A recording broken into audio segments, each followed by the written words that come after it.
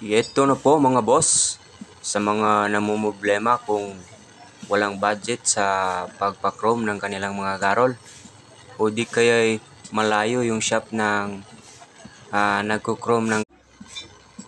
Ito na po mga boss, sa mga namumblema kung walang budget sa pagpa-chrome ng kanilang mga garol o di kaya'y malayo yung shop ng nagko-chrome ng garol. Ito lang po ang solusyon mga boss, Blue Finish Garol. Gagamitin nyo lang po ay butane. So dapat po meron kayong butane. So depensa rin po ito sa kalawang mga boss. At saka maganda ring tingnan.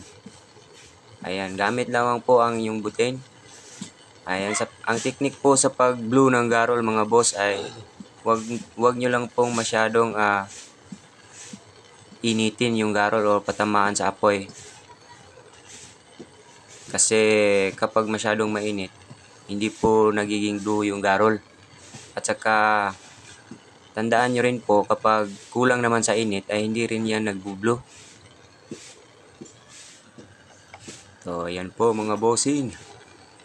Ito lang po ang technique kung paano mag blue finish ng garol.